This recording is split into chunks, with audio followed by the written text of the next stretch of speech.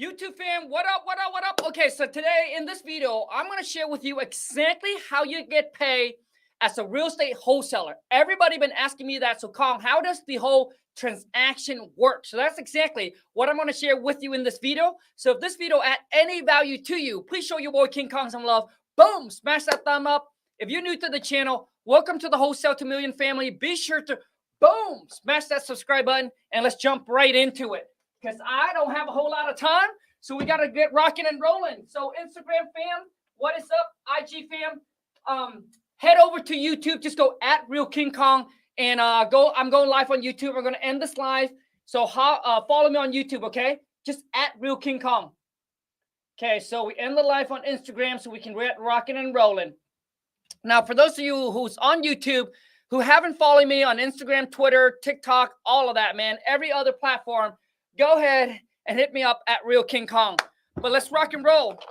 Also, too, throughout the video, you have any questions, make sure you comment down below and I'll try to answer as many of them as I can.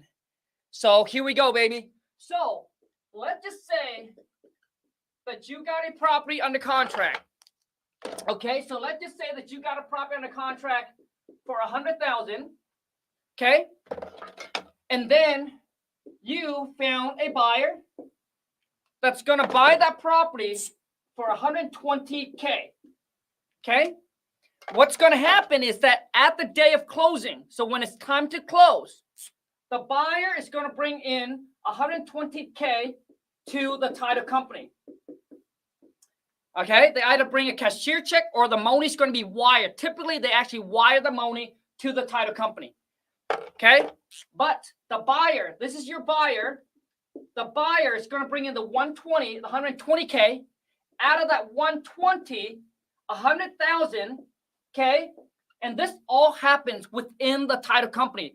The title company handle all of this. This is not something that you have to worry about doing. The title company is going to take 100 out of the 120 that the buyer brings in. You listen, you're not buying the property, so you're not coming in with any money out of pocket. The buyer's going to bring in the 120. Out of that 120, $100,000 is going to go to the seller. So, which means there's still left over is $20,000. And that, my friend, is your assignment fee. So the title company is going to ask you, how do you want to receive your $20,000 assignment fee? Which means they can either send you a cashier check or you can come and pick up a cashier check or they can wire to your bank. So let's just say if you wholesale in a completely different state, right? Everything can be done virtually, right? All the signature can get signed through DocuSign, electronic, okay? And then they can send you the money or wire it to you. So that's how the transaction works. From once you got the buy in, like where does the money go? Make sense? Some of you asked me, so Khang, what happened if you get a property in a contract and you can't sell it? This is also one of my biggest concern when I got into the game was once you get the property in a contract. So let's just say, so I'm going to try to answer all these questions. And if you have any other questions, just comment in and let me know. Is anyone here today?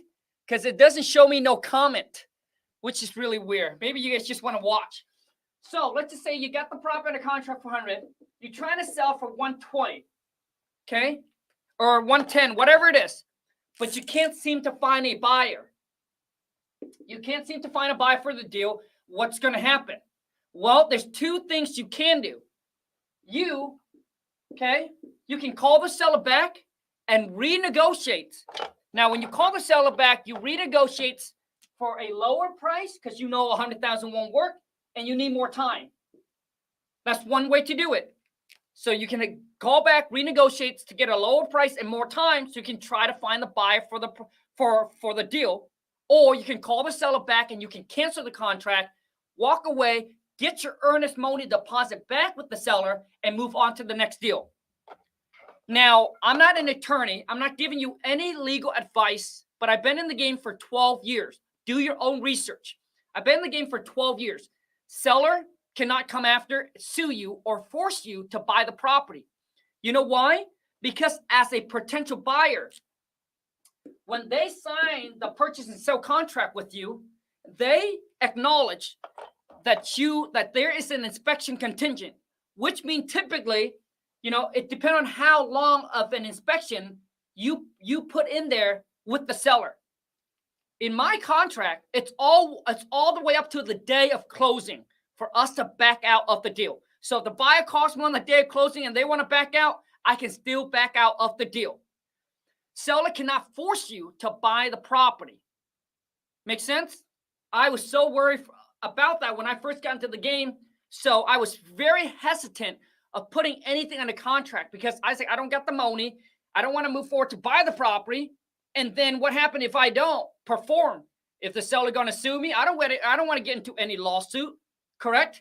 So I'm here to tell you, they cannot force you to buy the property as long as you're within that inspection period. So let's just say you got a 30 days inspection with the seller. And then on the 29th day, you call the seller back and you be like, hey, listen, my partner went out there, look at the property. You don't need to give them an inspection report. You don't need to hire an inspector, give them an inspection report to back out of the deal. You can just simply call and say, hey, my partner just went and looked at the property. For some, there's just too much work on the property. It's just not going to work for us. So what I'm going to do is I'm going to send you over a cancel addendum. We're going to get this cancel out. You get the property back. You sell to whoever else that you want, and boom, and we'll move on to the next deal. Okay? So as long as you're within that time period, you can call the seller back, cancel the contract, walk away, get your earnest money deposit back, boom. But typically, when we end up canceling, before we cancel the contract with the seller, we always renegotiate for a new price and get more time on it. Or because throughout that time period, if you build really good rapport with the seller is more likely to work with you, to give you more time. And how you do that is watch how I'm going to show you how to position yourself when you call back and renegotiate and ask for more time.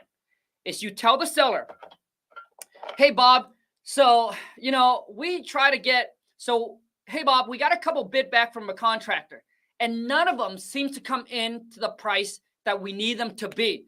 A lot of them are charging us a lot to do the work on the property because the property does need quite a bit of work. But if you can give us more time, there's a couple more contractors that we want to send through there that they think that they can work within our budget. So we don't want to renegotiate the price with you. We want to leave that alone, but if you can give us more time. And once again, if you built the rapport with the seller throughout this whole entire process, the seller is very likely to give you an extra, 30, 45 days, whatever you need to get your shit done. Because they don't want you to renegotiate with the price with them. So you tell them, I want to keep our price the same, but I want to find the contractor that can work within our budget. And it seems like we might be able to. We just need a little bit more time on this. If you can work with us, we're willing to work with you. And boom, typically they will give you more time. 9 out of 10 time, it work. Work like magic, baby. Make sense? All of this is good? Okay. So those are the two main concerns that I've been getting questions regarding for the last couple of days when I post on Instagram. So let me take a couple questions and then I'm going to head out. Khang, do we need to be in your academy to get the novation contract? Aaron, yes. Aaron, that is yes, man. But if you want my regular contract, those, man, I can hook you up.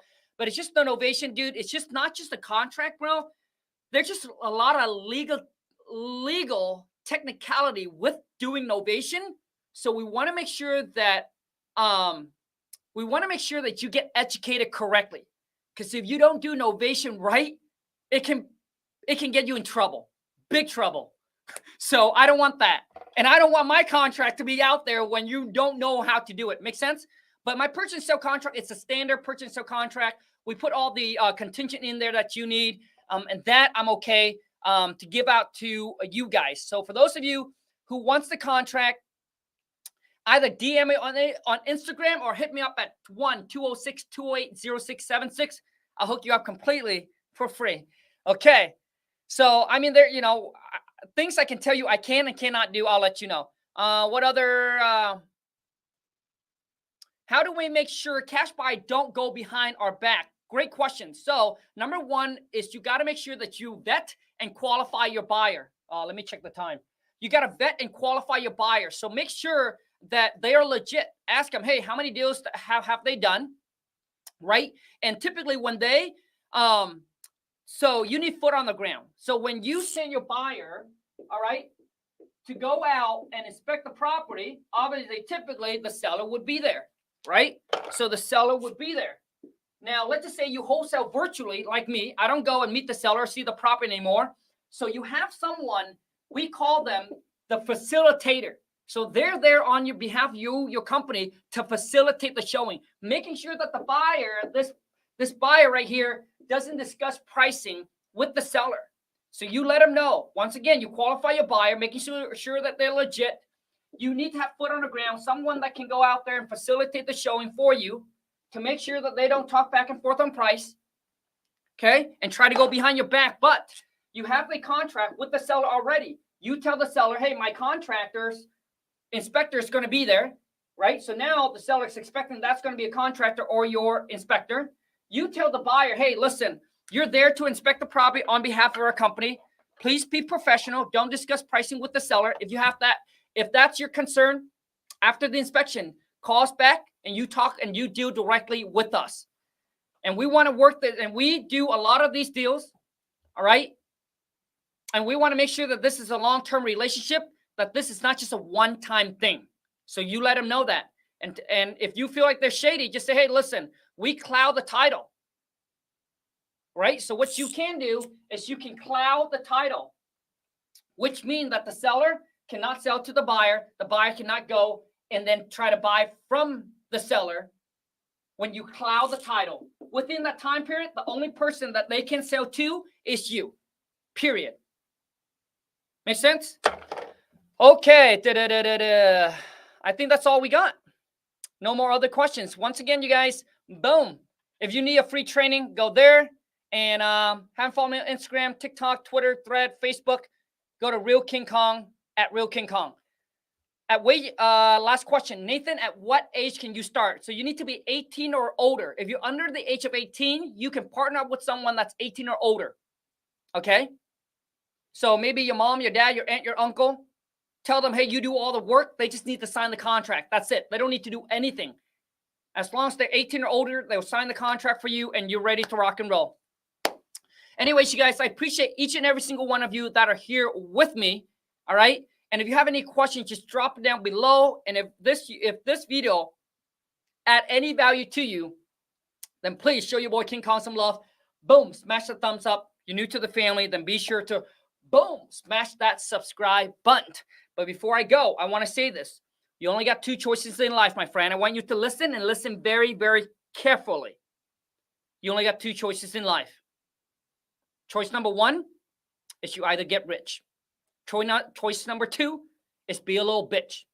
That's all it is. You either be the boss or you work for a boss. But when you quit, you, my friend, will be a little bitch.